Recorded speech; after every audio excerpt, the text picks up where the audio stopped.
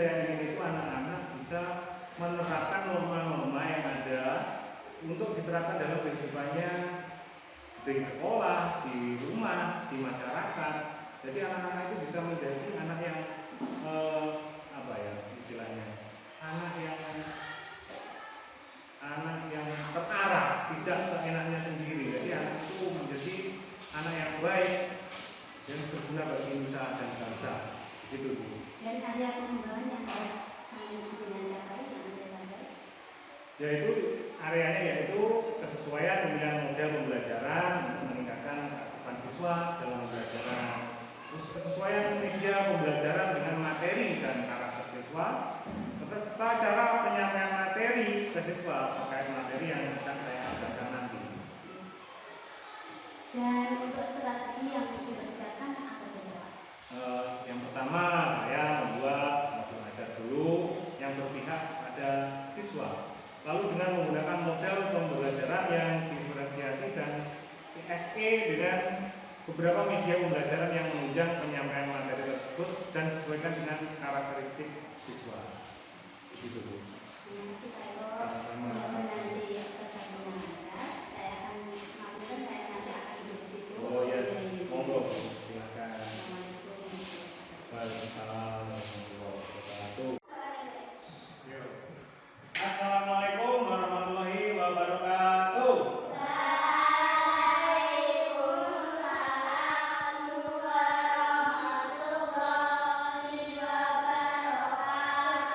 Selamat pagi anak-anak.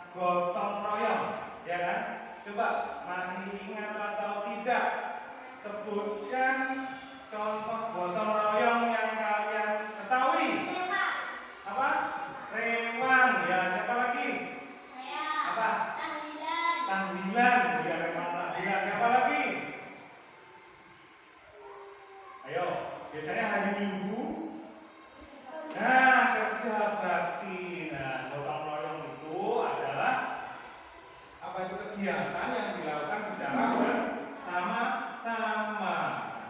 Untuk hari ini kita akan melanjutkan ke bab yang lainnya. Nah, coba Pak Eko mau tanya. Di dalam hidup ini semua kan pasti ada aturan.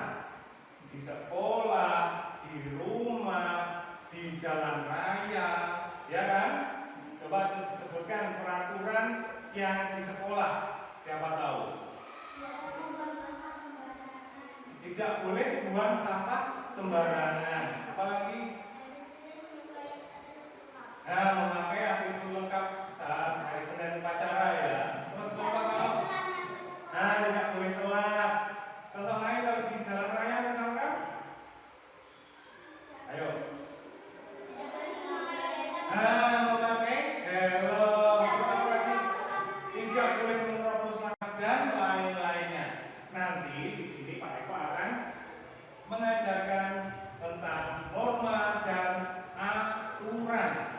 Jadi pada hari ini pembelajaran kita akan belajar tentang norma dan aturan.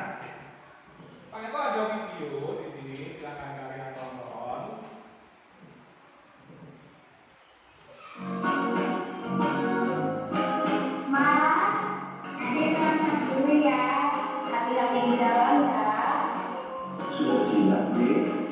Ya, ayo kita berangkat Pak. Tapi papan bayarannya lupa biar aman. Iya.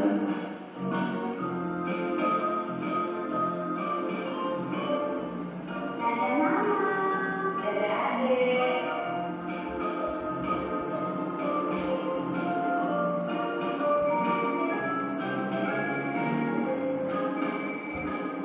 Pak, kita jangan berhenti di sini. Kita berhenti di sana saja. Ada rambu-rambu di dalam berhentinya, Pak.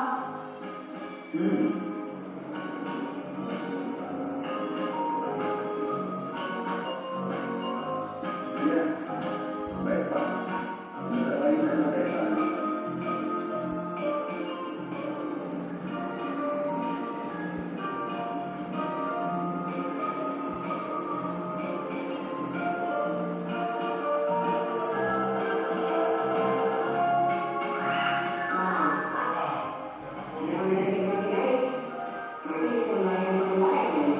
Oh, iya. Maaf ya Pak. Terima kasih.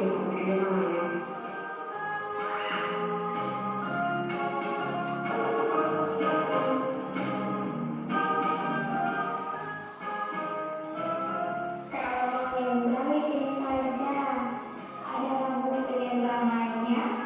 Dan lihat kanan kiri dulu sebelum nyebrang.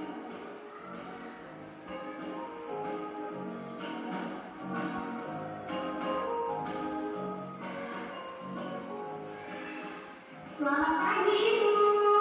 Selamat pagi. Aduh, males banget deh, jangan terus. Main rumah aja deh.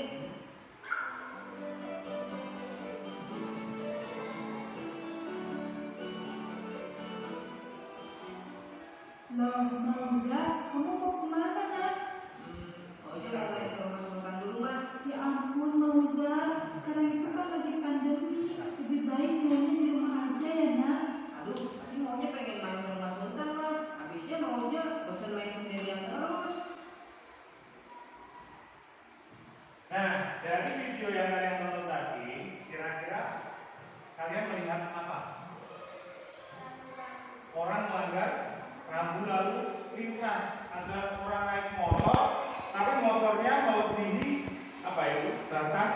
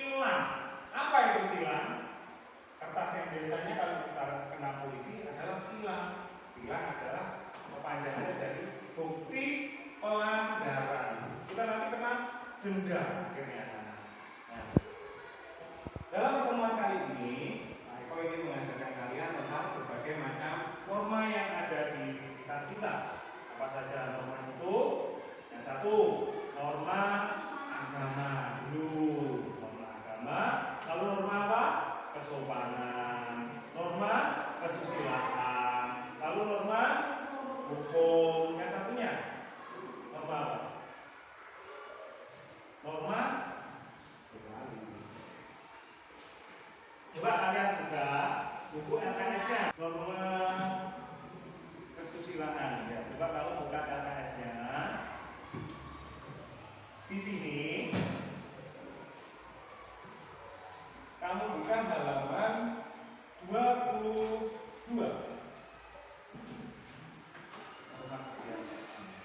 Nah, ini ada norma agama, norma kesusilaan, norma kesopanan, norma kebiasaan, dan norma hukum. Jadi satunya tadi adalah norma kebiasaan. Apa saja norma-norma itu? Mari kita pelajari bersama-sama.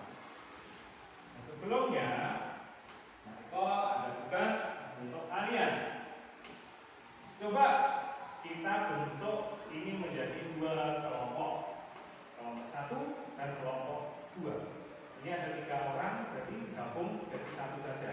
Coba ini Dinara geser ke sini, lampunya digeser. Untuk Selski maju ke depan. Sama-sama sini.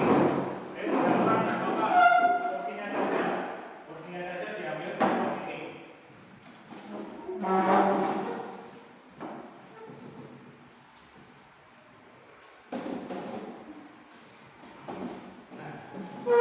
Jadi ini ada tugas LKPD ya, kamu nanti mengerjakan. Di sini ada kalian diskusikan norma yang ada itu apa saja di sini seperti yang Pak Eko sebutkan tadi. Terus sanksi bagi pelanggarnya itu apa saja. Misalkan kalau kita norma hukum, norma yang ada, misalkan kita melanggar lalu lintas, sanksi yang kita dapat apa tadi? Ditilang. Nah, di sini kamu diskusikan dengan temanmu, kamu isi ini nanti dikumpulkan, lalu salah satu kelompok nanti mempresentasikan di depan kelas ini. Yang lainnya nanti menanggapi. Saya dikerjakan diskusi. Sudah ya Nana? Nah, coba kelompok mana dulu? Kelompok mana dulu yang berani? Nah, kelompok 1, coba.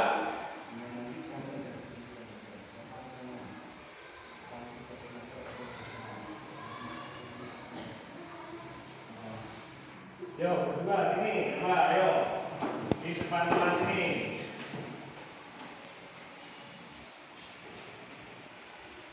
Coba kelompok lain menanggapi. Ayo, yang keras. Ayo. Norma agama. Sanksi bagi pelanggarnya apa, Dinara? Dosa. Bagaimana kelompok 2? Betul? Ya, betul. Lalu norma yang ada? Norma kesusilaan. Jika melanggarnya sanksinya apa? Dikucilkan. Bagaimana tanggapannya? Betul? Lanjut. Norma kesopanan. Apa sanksinya? Dikucilkan dan dijauhi. Bagaimana kelompok 2? Betul? Coba lagi. Norma kebiasaan. Apa sanksi jika melanggarnya? Nah, dikucilkan. Ya, tepuk tangan untuk kelompok 1. Kembali ke tempat tidurnya. Nah, jadi dari penjelasan tadi, setelah kita melakukan pembelajaran tadi, norma itu ada 5 ya. 1, norma hukum, norma agama, kesusilaan, kesopanan, kebiasaan, norma hukum, dan masing-masing norma sanksinya kalian sudah tahu ya. Berarti dapat ditarik kesimpulan, norma adalah dibuat untuk menciptakan kehidupan bermasyarakat sehari-hari agar menjadi harmonis. Jadi norma itu untuk mengatur kehidupan manusia agar kehidupan kita itu menjadi aman, tentram, damai, Bayangkan kalau tidak ada norma di dunia ini, orang bisa melakukan segala hal seenaknya sendiri, bisa menyakiti orang, bisa melakukan kejahatan, tidak punya Tuhan dan lain-lain. Maka dari itu kita semua harus menerapkan norma dalam kehidupan kita sehari-hari. Nah, kiranya pertemuan kita sampai di sini dulu. Kira-kira apakah ada yang ditanyakan? Sudah paham semua? Nah, alhamdulillah. Nah, sebelum kita akhiri ini, Pak Eko ingin berpesan kepada kalian semua agar kalian selalu rajin belajar, menghormati orang tua, dan selalu menjaga kesehatan. Karena musim sekarang musim hujan, banyak yang terserang virus. Apa kalau musim hujan anak-anak? Pilek. Nah, pilek ya. Nah, seperti itu. Sekarang kalian berkemas-kemas, lalu boleh pulang. Sebelumnya disiapkan dulu waktu. Oh iya, ini bukan tadi.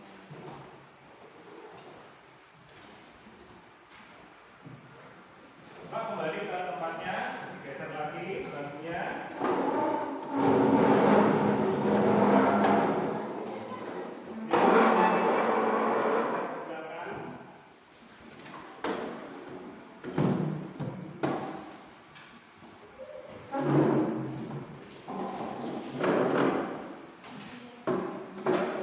Silakan disiapkan.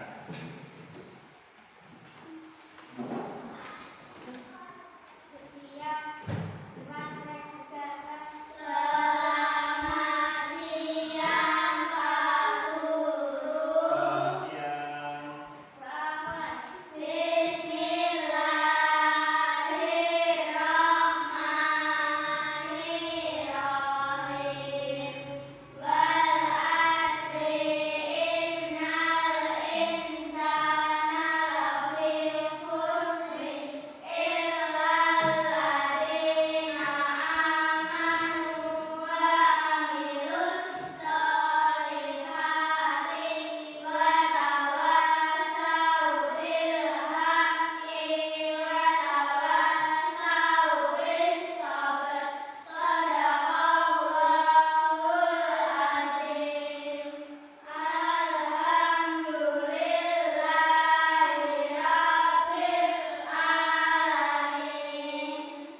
Sekian dulu pembelajaran kita kali ini. Semoga apa yang kita pelajari bisa bermanfaat. Amin ya rabbal alamin. Wassalamualaikum warahmatullahi wabarakatuh.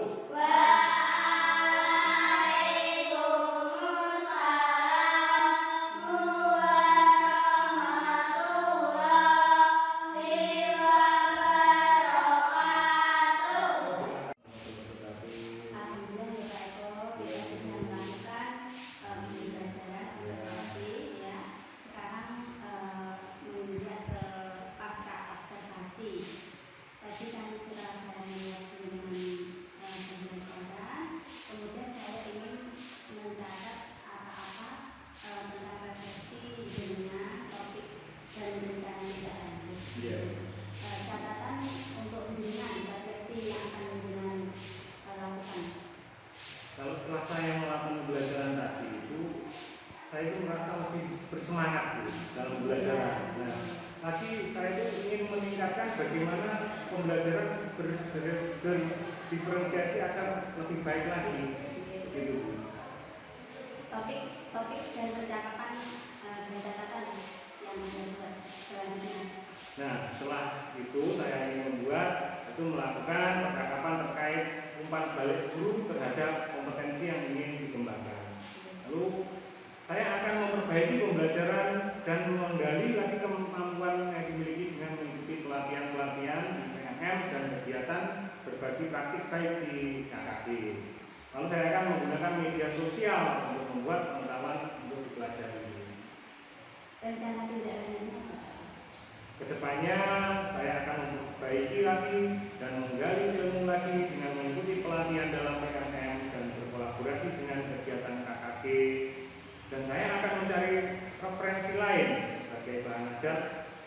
buku yang sudah ada dengan menggunakan media sosial. Itu ya, Dek. Iya, Bu. Pembicaraan ini sangat bermanfaat. Semoga nanti rencana kita dari Pak Eko bisa terrealisasi. Ya, terima kasih Bu. Waalaikumsalam warahmatullahi wabarakatuh. Alhamdulillah kita sudah melalui pra observasi sendiri, pasca observasi, dan sekarang kita akan melakukan selamat pagi Pak Eko.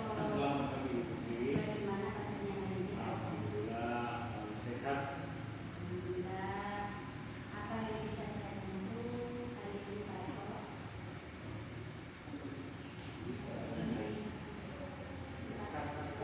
Nomor 4. Maka kompetensi saya dalam mengelola kelas. Pastinya Ibu tadi sudah melihat saya melihat dan mengoperasi bagaimana cara saya mengajar tadi kan. Ya Pak, sudah bagus sekali cara mengajar Anda tadi. Sekarang apa tujuan Anda untuk meningkatkan kompetensi tersebut? Nah, saya ingin menciptakan kelas yang kondusif dan menyenangkan. Begitu. Apa yang menjadi tantangan Anda dalam mencapai tujuan tersebut? Untuk saya ini saya masih kesulitan untuk anak-anak mendapatkan nilai yang baik, dan anak-anak itu kadang masih malu-malu dalam bertanya gitu Bu. Ya. Untuk selanjutnya apa yang Anda butuhkan untuk mencapai tujuan tersebut? Saya membutuhkan strategi bagaimana anak-anak itu bisa menjadi anak yang pemberani. Misalkan kalau bertanya atau menyampaikan sesuatu itu anak-anak itu lebih berani lagi. Baiklah, mari kita bahas lagi untuk rencana dengan tadi ya, untuk agar nilai anak naik dan Anak-anak menjadi lebih percaya diri. anak-anak menjadi lebih percaya diri, begitu ya Pak Iya, ya. Bu. Pertama-tama kita perlu memahami penyebab siswa itu kok malu, kenapa? Ya. Apakah karena tidak kurang percaya diri atau kurang memahami materi? Apakah karena mereka itu mau bertanya itu tadi ya, malu. Takut, Ya. mungkin takut dia. Iya betul. Apa itu? Ya, kalau menurut saya karena bagaimana ya? Mungkin anak itu takut dalam hal takut salah. Padahal kan salah itu tidak apa-apa kan ya, kalau di sekolah kan nanti salah ya. Nah, kan mungkin salah satu penyebabnya itu mungkin anak takut, terus kalau malu mungkin ya itu bisa diperbaiki lagi mungkin dengan dia. Jika demikian, kita perlu memberikan penjelasan yang lebih menarik mungkin kepada siswa, atau bisa menggunakan metode pembelajaran yang lebih bervariasi agar siswa itu tidak malu dan tidak memahami pelajaran yang mereka sampaikan. Ya, nanti saya akan mencoba dengan menggunakan metode pembelajaran yang lain yang inovatif agar anak-anak itu lebih berani, lebih pede lagi. Selain itu, kita juga mungkin perlu memberikan penguatan positif pada siswa yang takut berbicara ya, tadi. Dan kita juga bisa memberikan ujian atau pembelajaran bagi siswa yang pertamanya itu diam, terus akhirnya mau bertanya. Iya. Iya, nanti saya akan mencobanya untuk pembelajaran yang selanjutnya. Bagaimana Pak Eko? Apakah Anda sudah gambaran dengan strategi yang Anda lakukan? Iya, Bu, saya sudah punya strateginya. Baiklah, saya rasa kita sudah selesai dengan Pak Eko. Semoga Anda bisa mengimplementasikan strategi tersebut, dan saya ingin tahu bagaimana nanti hasilnya ya Pak Eko. Iya, Bu, terima kasih, dan saya nanti akan berusaha saya mungkin untuk melakukannya. Terima kasih Pak Eko, sama-sama.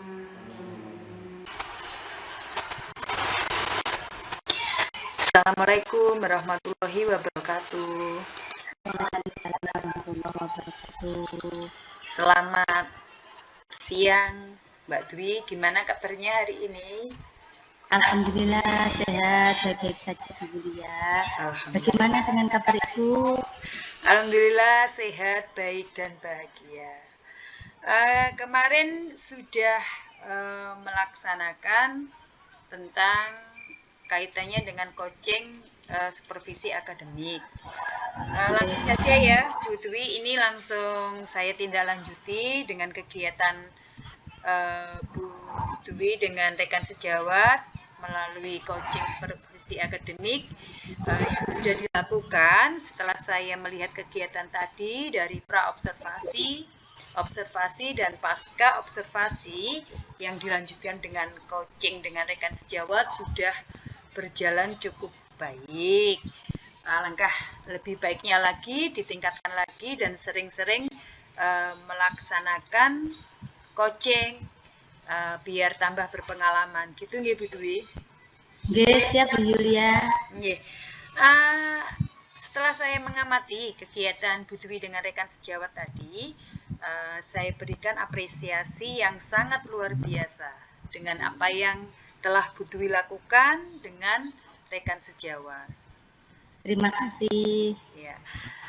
Terus setelah saya amati, Bu Dwi juga sudah menerapkan dengan secara runtut untuk menyampaikan di pra-observasi itu apa saja dari tujuan, terus area pengembangannya apa, strateginya bagaimana, dan ketika observasi apa saja yang dibutuhkan ketika observasi, sudah runtut apa belum dari modul ajarnya, dan ketika rekan sejawat melakukan prakteknya ketika dalam pembelajaran.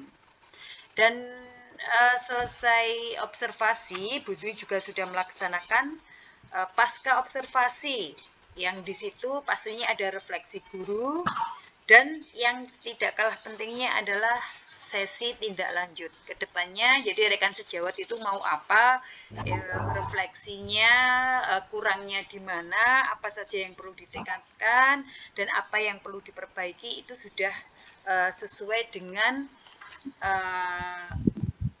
juknis atau persyaratan ketika panjenengan berpra observasi serta pasca observasi. Sudah sangat bagus Bu Dwi, mudah-mudahan ya ditingkatkan lagi dan harus sering-sering banyak berlatih. Nah, untuk yang sesi pra observasi ketika pasca sudah terlewati. Selanjutnya saya akan mengevaluasi dan menambahkan ketika Bu Dwi dengan rekan sejawat melakukan teknik coaching supervisi akademik. Jadi meskipun di pra, observ, dan pasca itu untuk mengkomunikasikan kita pasti melakukan dengan teknik coaching. Begitu ya Bu Dwi ya? Nggih. Coaching itu sendiri adalah Bu Dwi juga mungkin sudah paham proses kolaborasi yang berfokus pada solusi, berorientasi pada hasil dan sistematis di mana coach atau Bu Dwi memfasilitasi untuk meningkatkan perform kerja coaching. Begitu nggih Bu Dwi? Saya tadi juga sudah melihat dari alur tirtanya, dari tujuan, menanyakan apa saja tujuannya ketemu dengan si coaching, terus mengidentifikasi apa saja permasalahan yang timbul, terus hambatannya apa saja, dan kira-kira solusi-solusi yang didapat, yang difikirkan coaching itu apa saja. Serta tidak kalah pentingnya pasti ada konsekuensi setiap pengambilan solusi dan itu selalu untuk dipertimbangkan. Gitu nggih Bu Dwi? Nggih, iya Bu Yulia. Nggih. Terus lagi untuk ketika proses coaching itu penjenengan utamanya harus membuat kenyamanan dulu dengan coaching. Jadi bagaimana komunikasinya dengan coaching itu biar berjalan lancar, enjoy, jadi tidak terlalu tegang. Jadi mungkin dari salah satunya kita menanyakan kabar atau apa yang sudah dilakukan hari ini tadi. Jadi kita berbicara yang ringan-ringan dulu sebelum memasuk kepada permasalahan yang dirasakan oleh koci. Mungkin dengan kita menatap mata atau kita fokusnya pada koci. Jangan sampai kocinya cerita, mungkin coachnya main HP lah atau melihat ke sana kemari. Jadi fokus utama kita ketika melakukan coaching adalah menatap, memfasilitasi, membuat kenyamanan ketika kita bercoaching. Gitu nggih, Bu Dwi. Benar sekali, Bu Yul. Terus lagi masalah bobot pertanyaan itu memang setiap coach itu tidak sama. Kita juga melihat coachnya itu siapa. Nah, mungkin kalau coachnya mungkin hanya rekan sejawat, mungkin bahasa kita juga tidak usah pakai bahasa ilmiah yang mungkin contoh diferensiasi konten. Kita pakai bahasa yang ringan-ringan saja. Mungkin kayak auditori, visual, mungkin mereka belum paham. Jadi malah mumet. Coachnya sendiri apa yang dia mungkin ada evaluasi. Bu, caranya jelaskan kontennya, caranya menerangkan metode lah. Bercerita, mungkin kalau bahasa kita kan auditori, mendengarkan. Mungkin juga dengan visual, mereka tidak paham apa sih visual. Mungkin gambar, contoh saja. Kita perkalian mungkin 4 kali 4 16 atau mungkin berapa ya, 4 kali 4 16. Selain 16 itu mungkin selain 4 kali 4 16, berapa lagi yang dijumlah bisa menjadi 16. Kalau dengan auditori mungkin kita bisa menjelaskan atau bercerita mungkin 6 kata dikalikan 6 singa menjadikan berapa hewan. Nah, mungkin itu yang anak auditori bisa menerima. Tetapi kalau anak visual mendengarkan aja opo iki. Nah, teknik kita pakai yang visual, mungkin gambar. Nah, coba buat gambar 6 kata dengan 6 singa. Dikalikan berapa jumlahnya nanti? 6 kali 6 36. Mungkin seperti itu. Ya, jadi ketika kita melakukan coaching, bahasa kita itu bahasa yang ringan aja dulu. Memang pertanyaannya harus berbobot. Pertanyaan berbobot di sini pertanyaan yang mengarahkan coach itu bisa menyelesaikan masalahnya sendiri. Contoh 8 tambah 8 16. Mungkin itu sudah pasti ya. Tapi penjenengan sebagai coachnya, sebagai penanyanya, umpama selain 8 tambah 8 16 sih menurut jenengan apa masih ada lagi? Nah, mungkin 9 tambah 7. Nah, itu jadi kita itu hanya mengarahkan ya Bu Dwi. Jadi bukan jadi bukan 9 tambah 7 ya 16 loh. Lah, itu kita tidak boleh. Sebagai coach, kita hanya mengarahkan.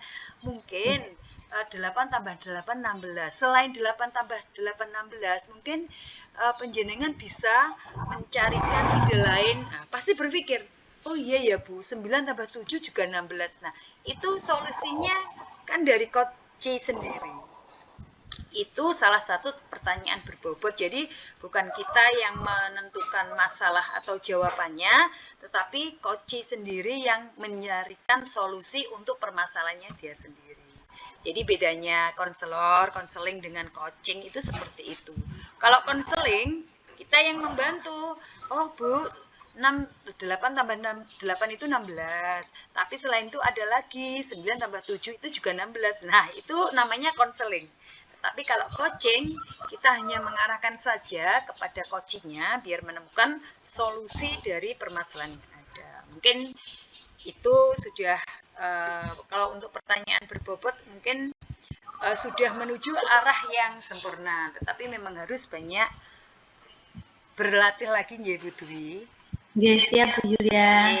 Selanjutnya kita mengarah ke rencana aksi dari alur Tirta tadi, dari tujuan identifikasi rencana aksi. Jadi rencana aksinya di situ jangan lupa juga prioritas yang diutamakan itu apa setelah solusi tercapai. Strateginya apa saja yang harus dilakukan coach. Dan untuk melihat berapa keberhasilan Koci itu nanti melakukan solusinya, jenengan juga harus bertanya, kira-kira kapan akan dilaksanakan strategi itu. Nah, mungkin begitu. Dan tak kalah pentingnya nggih Bu Dwi, di setiap akhir sesi penjenengan itu harus membuat kesimpulan. Kayaknya kalau Koci itu kan hanya berjalan aja bicara karena kita tanya. Jadi kita harus bisa membuat kesimpulan. Oh jadi begini Bu, tadi ada masalah seperti ini dari penjenengan, hambatannya seperti ini, dan jenengan juga sudah menemukan solusinya seperti ini. Jenengan akan laksanakan seperti ini. Menurut jenengan kesimpulannya keberhasilannya seperti ini. Berarti penjenengan tadi sudah menemukan masalah dari masalah jenengan sendiri. Nah, itu tidak terasa loh, Koci itu menemukan solusinya. Padahal penjenengan itu hanya mengarahkan. Nah, itu baru namanya tingkat coaching berhasil ya begitu. Dan kita harus bisa memberikan, menanyakan bagaimana setelah kita melakukan sesi diskusi gitu aja. Nanti kalau coaching ini orang-orang itu masih belum paham. Coba rekan sejawat menjenengan, oh pokoknya coaching, pasti seperti itu. Gitu Bu. Betul. Tuh. Alhamdulillah kemarin teman saya yang saya ajak coaching itu kemarin baru lulusan IPG Bu. Jadi lebih paham. Banyak Jadi enak. Iya. Menurut saya sudah luar biasa Bu Dwi, tinggal harus banyak berlatih ya. Jadi coaching itu dikatakan kita nanti bisa sempurna kalau kita sering berlatih, dan coaching itu tidak harus hanya dengan rekan sejawat Bu Dwi. Jadi mungkin dengan anak didik kita yang mungkin ada masalah latar belakang keluarga, anaknya nggak mau belajar, anaknya tidak masuk, itu kita bisa mengcoaching dengan siswa biar anak lebih terbuka. Dan dengan coaching itu kan anak cerita dengan sendirinya, kita hanya menuntun saja tanpa memaksakan. Tapi yaitu unsur utamanya kita harus membuat kenyamanan dulu. Kenyamanan ketika anak datang ke kita atau rekan sejawat datang ke kita. Maksudnya jangan gini, nyapor ini, harap tekon ya situ.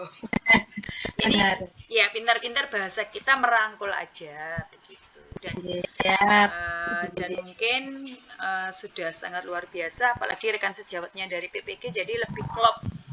Bu Dwi sendiri juga tidak perlu banyak memberikan penjelasan, yang penting temannya itu sudah klop, sudah bagus. Saya lihat kegiatan meng-coaching dengan rekan sejawat tadi. Itu nggih Bu Dwi. Pesan saya panjenengan sebagai guru penggerak, jangan bosan-bosan untuk berbagi ilmu, berbagai praktek baik. Nah, meskipun itu tidak akan diterima dengan senang hati dengan rekan-rekan sejawat, mungkin dikatakanlah keminter atau apa, jangan berkecil hati. Yang penting kita tidak menggurui. Kita sifatnya belajar bersama, karena dengan sekarang kurikulum merdeka itu sekarang menjadi kurikulum nasional, itu tugasnya guru penggerak.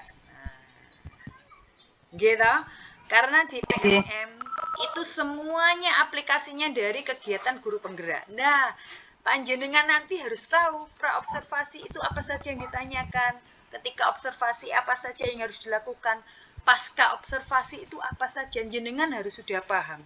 Jadi ilmu penggerak panjenengan itu tidak sia-sia, bisa mengcover temannya.